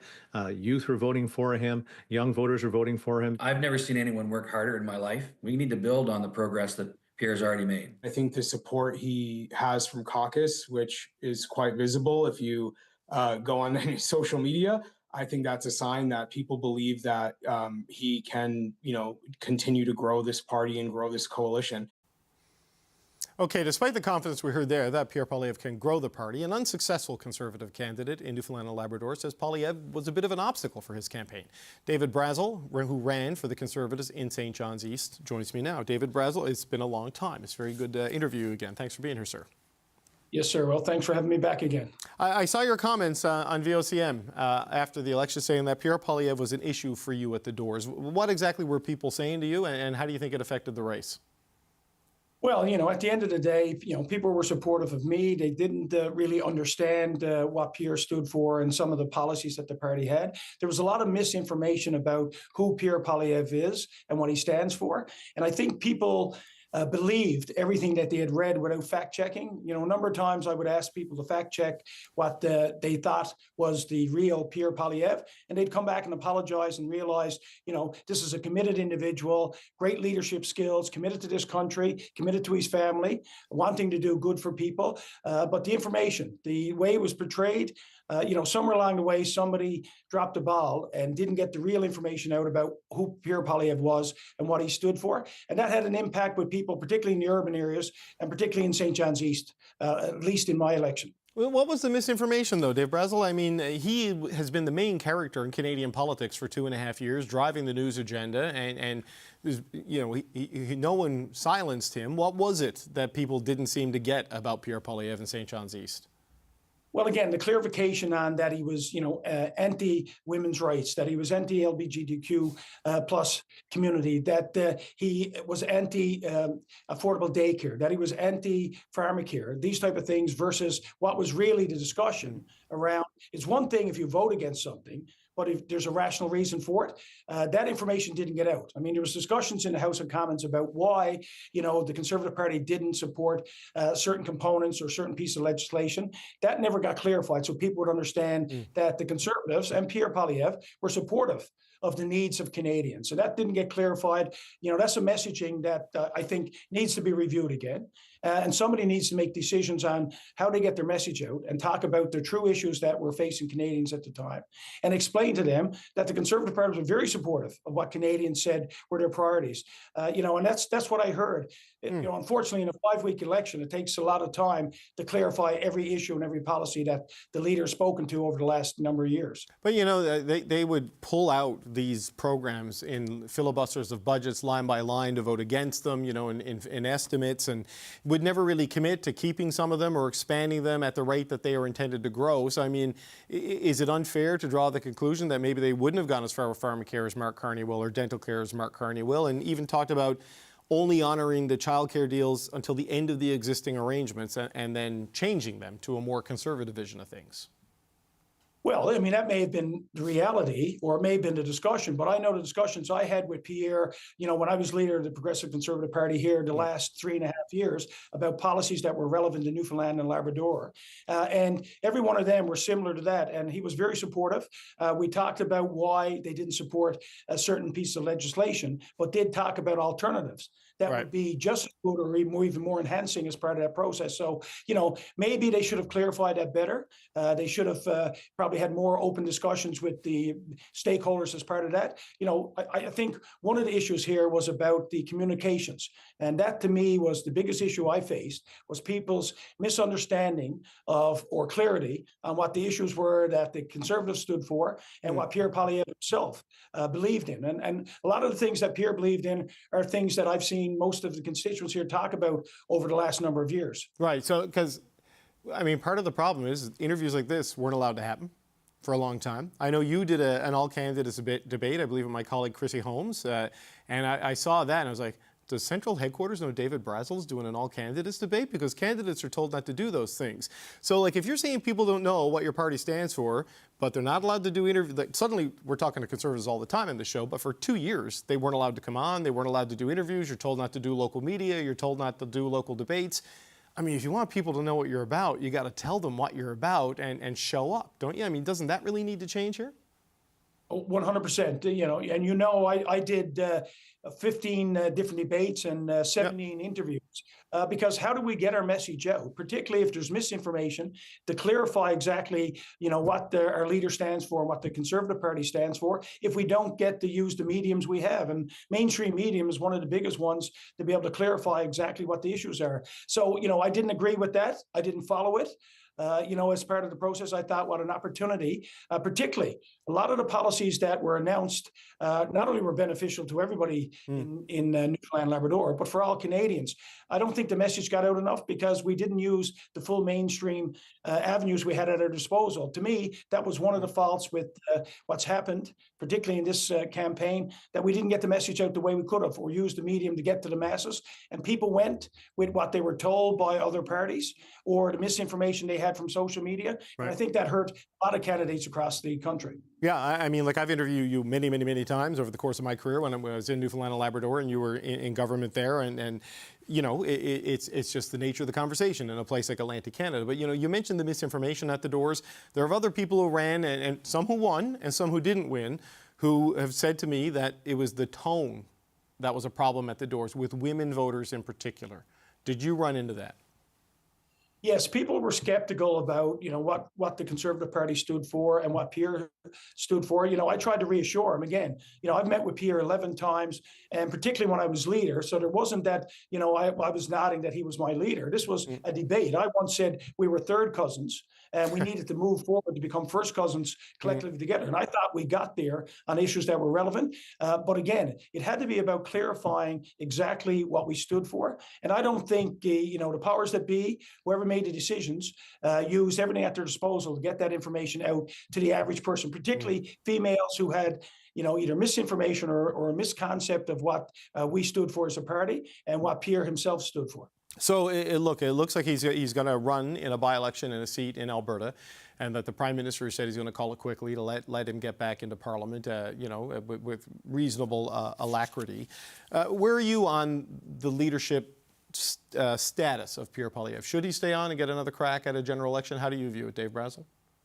Yeah, I do, because Pierre, in my perspective and my dealings with him, has brought the party where we needed to go. If we were too extreme right by some people's definition, I think we're more center of the road, particularly on a lot of policies that I was connected to in Newfoundland and Labrador. And I think they're relevant to every Canadian when you look at the, improving people's lives. He's got great leadership skills. He's a devoted Canadian, lives to want to improve this country itself. And I think, if nothing else, we've learned from this that we need to have a better process on decision-making and how we pivot. I mean, one of the biggest issues that from my perspective, is we didn't pivot quick enough when we found out that the electorate wanted to move away from the standard stuff that we had, grown in the polls around, acts to tax, the crime rates and all that, to what are we going to do with the Americans? How are we going to deal with Donald Trump? How are we going to make sure that we stay as a sovereign nation and that we stand our own ground and we find other nations that want to partner with Canada?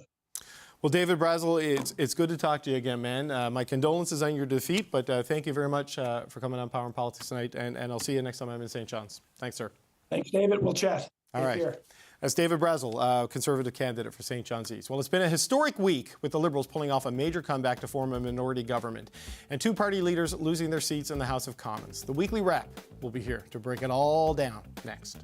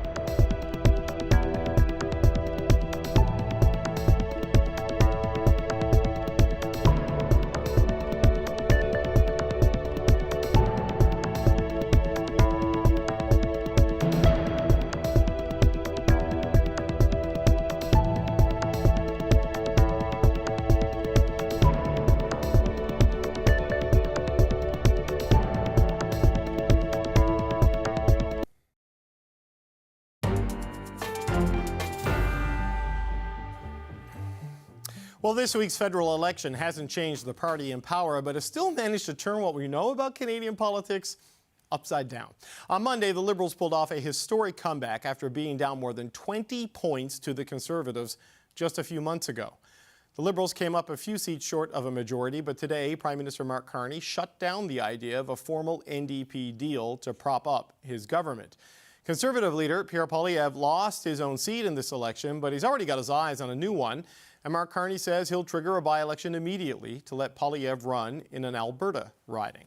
Poilievre is not the only leader who lost their seat. NDP leader Jagmeet Singh resigned on election night after he failed to win his riding. There's a whole lot to unpack. Our weekly wrap is back to break down the biggest moments from election week. Joining me now, Michael Solberg is a former staffer in the Stephen Harper Conservative government. Zane Velji is a former strategist for the Alberta NDP. And Laura D'Angelo was an advisor to former Prime Minister Justin Trudeau. How are you? It's been a 5-week run, hasn't it? How are you is the question, Yes, Cochrane. exactly. Oh, You're still standing. I mean, you're sitting at the current moment, but you're still standing. yeah, I am basically 90% caffeine at this point in the week. I am nowhere near full speed. The Liberals, they're 4 seats short of the majority. But Prime Minister Mark Carney seemed absolute today that he's not looking to ink a deal with the NDP or anyone else. Have a listen to what the Prime Minister said. Mr. Carney, will you be pursuing a formal governing pact of any kind with the NDP? No. And why not? Why? Okay, Laura, I was told it was rude to answer a question with a question, but the Prime Minister that was an answer too, right? What do you make of that? He so emphatically ruled it out. It's got a durable minority. He seems like he's intent on just going ahead and governing. Yeah, I mean, I think Mark Carney has a very strong minority. Right now he's only 4 seats short. I would be negotiating on a case-by-case basis as needed, because there's actually a lot of options there right now. There's 7 NDP members, Elizabeth May, the Bloc, and at least right now, a not necessarily as cohesive as normal Conservative Party. I think he has a lot of options. And a lot of what he wants to do, particularly in this initial parliamentary period right before the summer, are things that are going to be very appealing to all parties and to all Canadians. Those top 10 priorities that he listed today are not really specific big-ticket platform items. They're things that all Canadians have been asking for, and whether you agree with the specific way he's doing it, they really are addressing the big issues that Canadians have outlined as their main causes across the board right now. Well, Zaney's a bit like the Borg, right? He absorbed some of the stuff from the Conservative platform, right? He said, yeah, we're going to deal with Trump and build an economy, but you want safer communities and you want lower costs of living. He incorporated a lot of multi-party messaging in what he rolled out today. So it seems like he sees a path where he can get cooperation on a lot of stuff. Absolutely. And my big worry for him is, what will the king do now that Carney's given a throne speech today? To be honest, he kind of laid out, a very ambitious, very quick, no slowdown agenda. And I think that's not a partisan comment. That's just absorb what he's put out there and what he wants to do. It was a lot. And it's a lot. And simultaneously created optionality. Like, should the U.S. negotiations take a while, don't worry, I'll come up with a plan B that you'll hear very shortly about what we can do at home that will keep every single one of us busy. It's almost like a guy who's giving us instructions about what we as a country and citizens may need to do on our spare time to help build this country. It had that sort of vibe, both in presentation as well as, I hear you, here's the message. I also think it's a fundamentally different communication style that we've been used to since the last decade. So there's a bit of novelty there around how he communicates. He obviously communicates like a corporate board chair, which I think meets the moment. But there's also that element of novelty where people aren't used to the one-word pithy, you tell me a reason why I should do this, referring to the NDP question on the board. Yeah. So I think we're also ingesting that as much as we're ingesting the policy and the ambition at the current moment in time. There's a funny moment, Michael, when me and Rosie were sitting here, because we're always on TV together these days, and listening to Mark Carney, and we had a copy of the remarks, and it's very economical, his communication style, right? Like every sentence kind of means something, and we're like, oh, it's one of those speeches where you end up underlining everything because there's so much in there, and there's not a lot of flowery platitudes. It's very direct and to the point, and to the point we started it with. I'm not going to reach out to the NDP. I'm going to govern with 168. Yeah, for sure. And, before I go into this, I wanted to take the opportunity on air to congratulate you, David, and your team on election night coverage. It was thank you. excellent. And to you in particular, as Zane said, I'm surprised you're still standing, man. I don't know how you. I am sitting now, so that's one thing. Now Mike makes us feel bad for not doing a special shout out. I know, seriously. Oh, thanks, man. I do appreciate that. And look, we got a busy week next week with the Trump visit, and then cabinet, and then Parliament, and then blah blah blah blah. It's just going to keep going. So, lots for us to talk about. For sure, it never ends, and thank goodness for talking heads like us. Yeah. Look.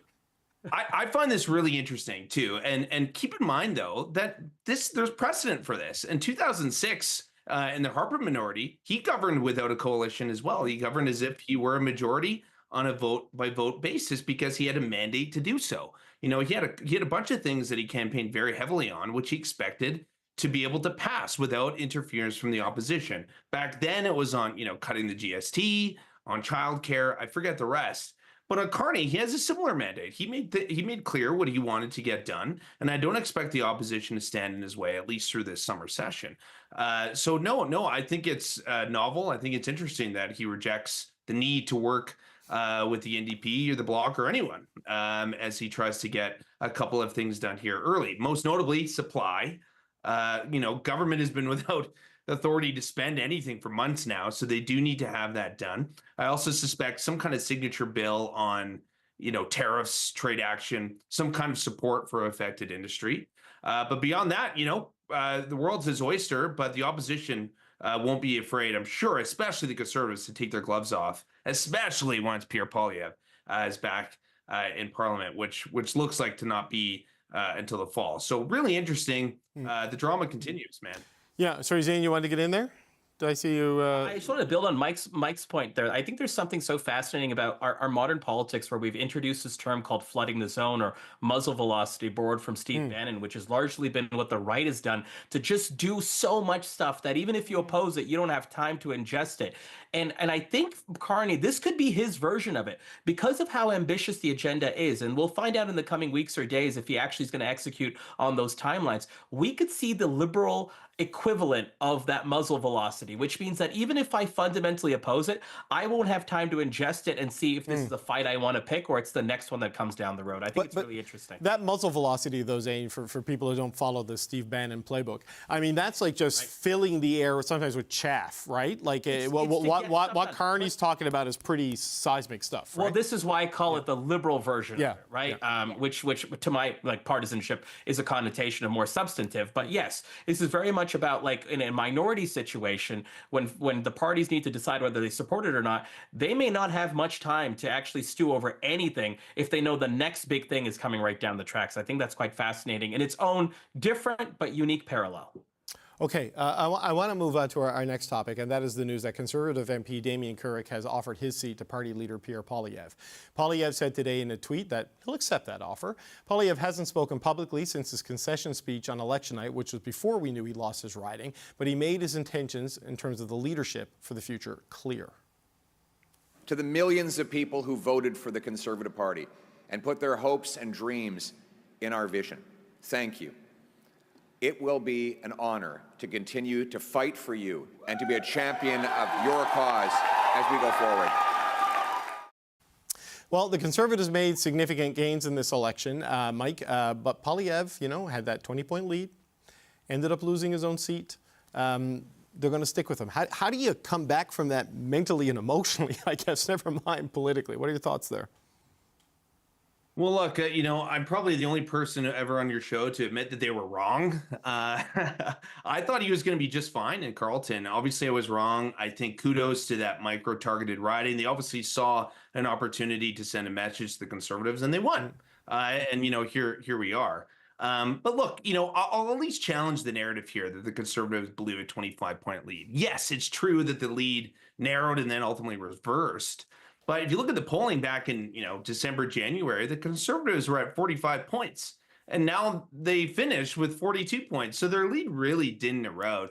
I think mostly the story here is on this historic and unprecedented comeback of the Liberals and what exactly occurred there. And look, if I'm judging Pierre on the usual metrics of what makes a leader effective, by all accounts, I think he passes it with flying colors in terms of growing the vote, growing the coalition, more seats, setting and breaking fundraising records, and an energetic campaign I mean, it's hard to really look in a post-mortem basis on at least the highest level metrics and give the guy anything but an A+. But there obviously needs to be now that the dust is settled and a loss is now under their belt, a consecutive loss under the party's belt collectively, some time for humility and a time to look in the mirror and understand what went wrong. And that message needs to be for caucus, no question, but it also needs to be to the membership, as there is now a leadership review of Pierre that will come as a result at the next convention. And then, of course, a message to Canadians, but also a message to the broader coalition. The body's still a bit warm here, and we're still going to all of these stories of infighting with the Ontario PCs, with Tim Houston. I mean, all of this needs to be put to bed, I think, if they're going to be able to pull together once again, a coalition of support that can compete with Mark Carney whenever that writ drops next. Laura, it seems pretty clear at this point, unless we're completely misreading the mood of the caucus, like Mike misread the writing of Carleton. Sorry, Mike. I also admit I'm wrong all the time on this show. That the Conservatives want Poilievre to stay. The caucus does. I would say probably the membership does. But when Mark Carney said, I'm going to give him a seat as quickly as possible, do the Liberals want him to stay? I get the sense that they're totally fine with Pierre Poilievre sticking around. I think right now they're totally fine with Pierre Poilievre sticking around. I think that Mark Carney has proved himself quite a formidable opponent to Pierre Poilievre. They're, in a lot of ways, the antithesis to each other, even though, really in style and substance, even though a lot of what they talk about is similar in terms of how they want to address some of the big issues for Canadians right now. But, I think Liberals are also happy right now. Liberals are not, I'm going to take Solberg's backhanded compliment on the meteoric rise of the Liberals here, and say, the Liberals are also pretty proud of what they accomplished. It is quite something to go from where they were to government, and have Bruce Fanjoy win that riding, and he worked that riding really hard. 80% turnout in Carleton. Correct. That is a vote that came out to vote someone out. Yeah. That's Correct. the only way to look at that, Zaina. I'm not saying that to punch down or anything, but I don't know how else you interpret it. You can't interpret it. Yeah. Any other way. I agree completely. It was very much Mike used the word micro-targeted, very much a targeted exercise to get rid of Pierre Poilievre in a larger catchment area that hasn't historically voted Conservative and that may not have necessarily liked the tone that Poilievre was promoting on the national level.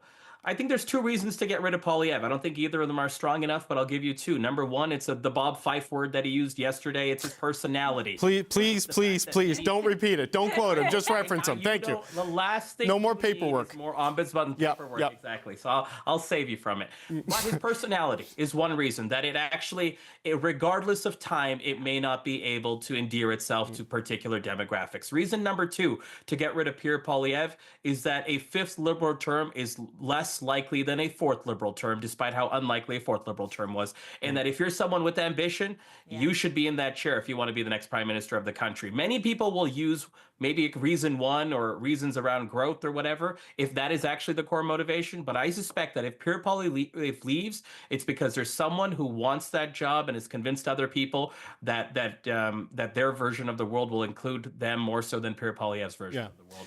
And that is the space that Carney has provided for the airing of the grievances amongst the Conservatives going forward. Yeah, in terms of your disappointment with this outcome, as a Conservative, it depends on if you use January 1st as your benchmark or March 1st as your benchmark, right? Because there's different expectations points. And I have something, I'm going to tease a bit of potential breaking news here that will make Laura happy. You know how Terrebonne flipped back to the bloc on validation? Yep. There's an Ontario riding that looks like it's flipping Liberal on validation. We're waiting. This is when they reconcile all of the counts, but it's going to be like a 29-vote lead. I'm just waiting for a bit of confirmation, but it's a Conservative riding flipping red on validation. That looks like it'll go to a recount, so we're waiting for the official word on this, but I've got multiple people and multiple campaigns saying that's going to happen. So stay tuned. We'll see if we can get that before we go off the air. Zane, let's get to your focus here, because Poilievre, not the only leader who lost his seat. Jagmeet Singh, the NDP leader, he chose to resign right away. Here's what he had to say. Almost 8 years ago, I was elected the leader of this incredible party, this incredible movement. Tonight, I've been informed our party leader that I'll be stepping down as party leader as soon as an interim leader can be appointed. Okay, so Zane, this looked to be a two-party race from the start. They got squeezed pretty hard. I mean, what does the NDP do here? Like, can they recover? No saying. Are we on the cusp of a transition to a two-party system like exists in most provinces right now? We will see. I mean, I wish I could strongly say that there's a place in the world for the federal New Democrats. I believe in my core that there is, but the political realities often outweigh that. And there's a few political realities that I think are important. Number one, the strength of the New Democrat movement currently resides in a lot of its Prairie New Democrat sort of mantra, which is very much, I'd say, closer aligned to the Carney form of government or even the Liberal style form of government, despite those two colors being allergic to each other. There's a reality there.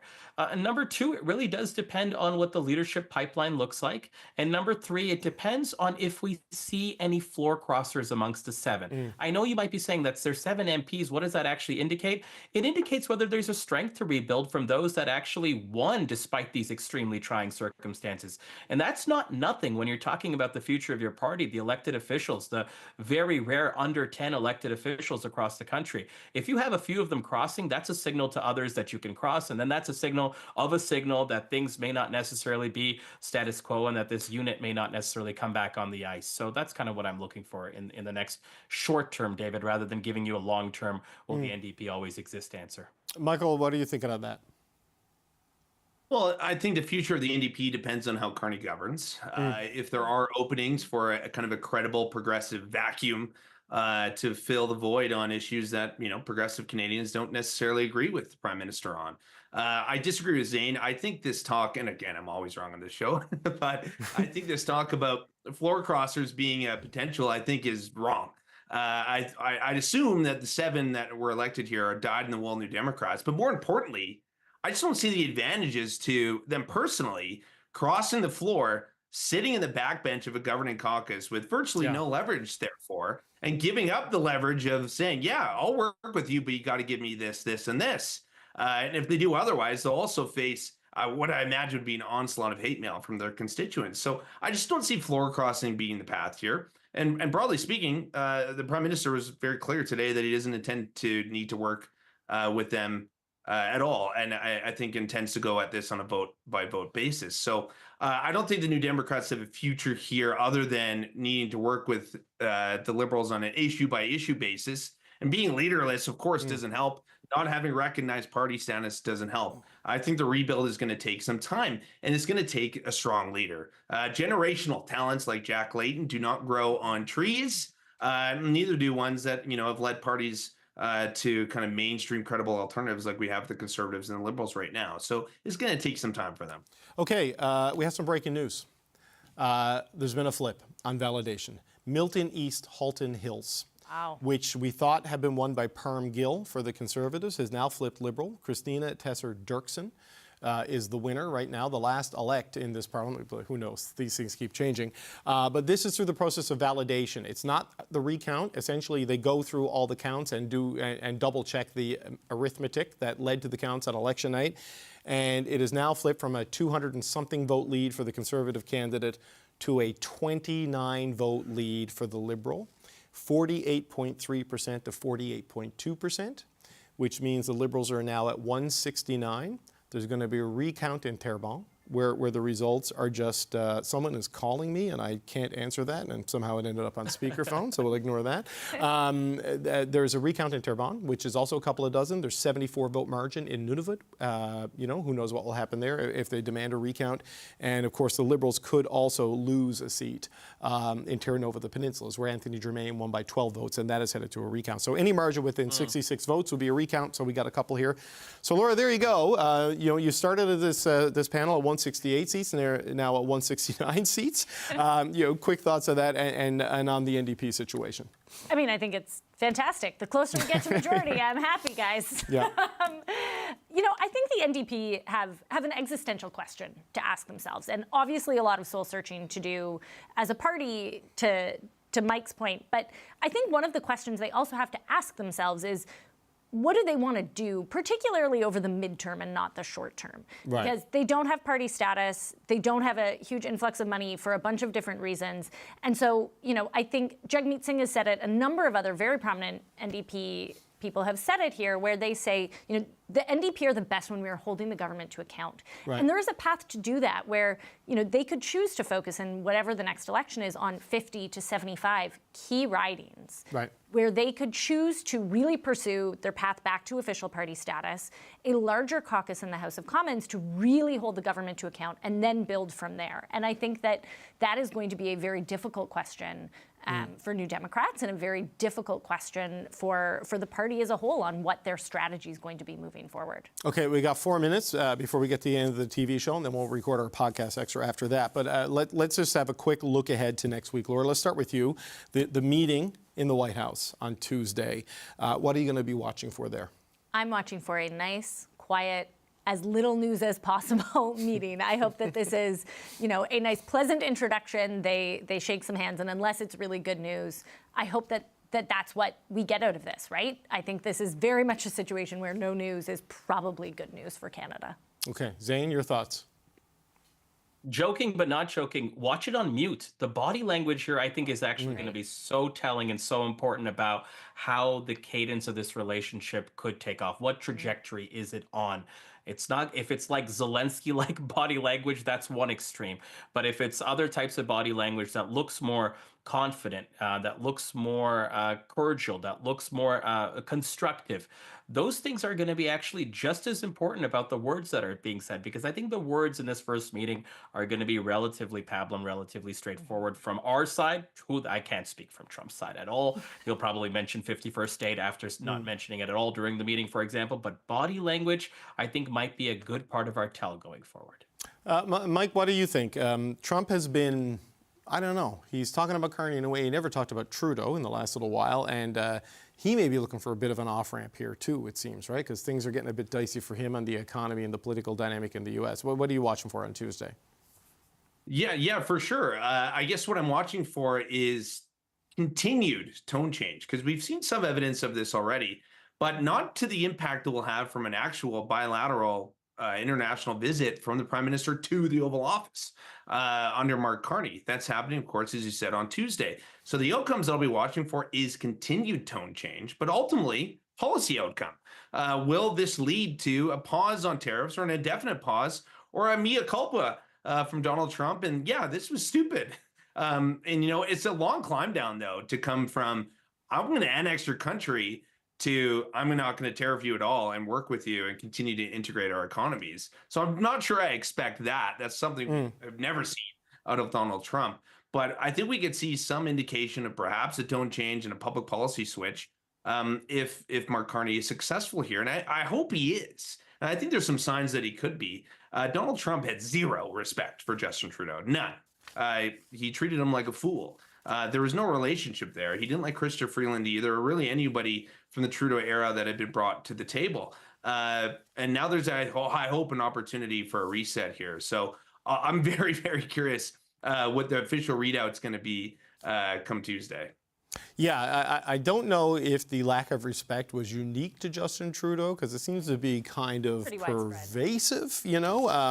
I would hope, but no, you make a good point, right? Like that was clearly a problem, Michael, you know, in the relationship between the two countries, was just the problems, the holdover problems from the first term between the two leaders. But it's got to go better than the Zelensky visit. I think that is at minimum a key standard for Canada on this. Okay, well, look, we're going to take a quick pause here with Michael Zane. And Laura, well, our conversation is going to continue on the Power and Politics podcast, so look for that in your feeds tomorrow morning. Just a reminder, though, of the breaking news we have, that on validation, Elections Canada has moved a seat from the blue column into the red column. The riding of Milton East Halton Hills is now the Liberal candidate is believed to have won by 29 votes rather than the Conservative candidate, Parm Gill, who won that by a couple hundred votes on election night. The validation process often does this. It did it against the Liberals the other day when the riding of Terrebonne in Quebec went to the Bloc Québécois. So more follow on that next week as we see where this goes. But that's it for Power and Politics for this very busy election week. I am David Cochrane. Thank you all for watching. Hannah Mansing tonight is up next on CBC News Network. And look for the rest of us and rest of this conversation on your podcast feed.